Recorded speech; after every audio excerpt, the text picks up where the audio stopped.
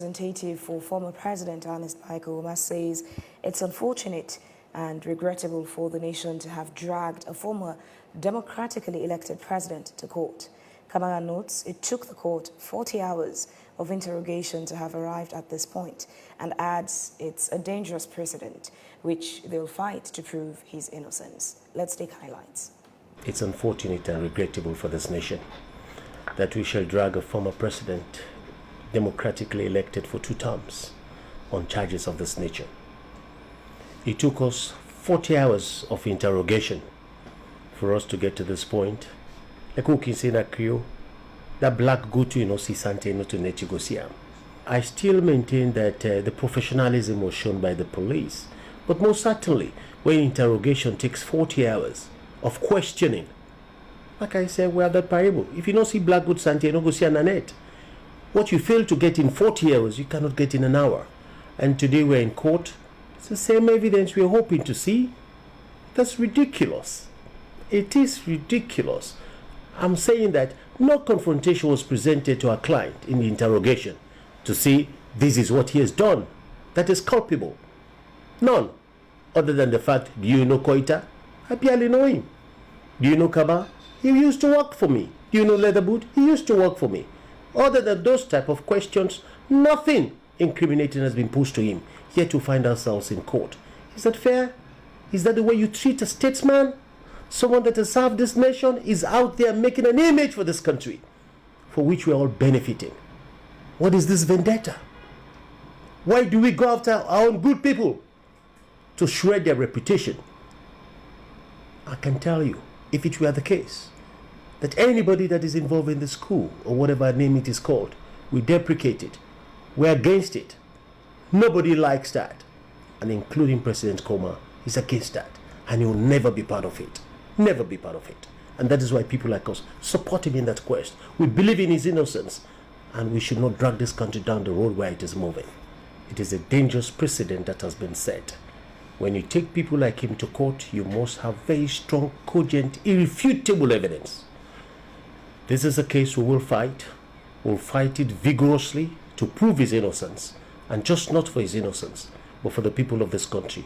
Otherwise, no one is safe. No one is safe. And that's very dangerous for the state. We need peace and security. You don't take measures like this lightly. And we have not taken it lightly. We will pursue it. We'll defend him. Come rain, come shine. In toil and in tears, we will defend them. I'm very concerned for the country.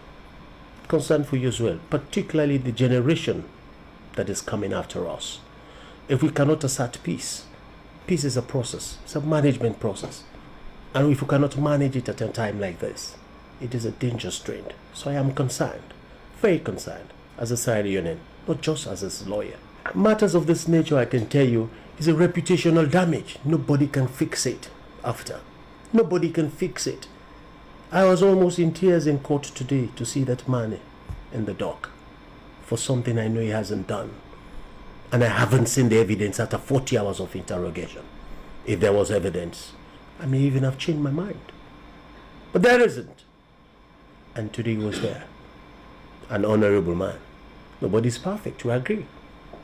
But I feel afraid that tomorrow somebody can bring up charges against myself or any other person, and we could find ourselves in his position. That is not fair, and that is not right for the country. Meanwhile, news doing the round on social media reporting to have come from ECOWAS states that Dr. Umar Aliyu Toure, president of the ECOWAS Commission, in a letter dated 3rd January 2024, has informed His Excellency Julius Maada Bio, President of Sierra Leone, of the outcomes of a high-level ECOWAS delegation's visit to Freetown on December 23rd, led by the presidents of Ghana and Senegal. Now, according to the statement, the government of the Federal Republic of Nigeria has graciously offered to host His Excellency Earnest Koroma, the former president of Sierra Leone, in Abuja on temporary basis. The offer has been accepted by President Koroma and pending approval from President Bio.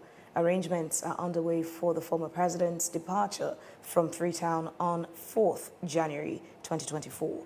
Now, former President Koroma will be joined by his office manager and personal assistant. The communication also seeks confirmation from President Biyo regarding the agreed conditions of the former president's departure. These conditions include the cessation of all legal and administrative procedures against former President Koroma by the government of Sierra Leone, the continuation of disbursing his benefits as former president, security for his residences within Sierra Leone, and consideration of refunding his medical and travel expenses. However, it was put to have government reaction on the letter proved futile. But we will continue to follow procedure and bring you updates in our subsequent programs on reaction and feedback from the government of Sierra Leone.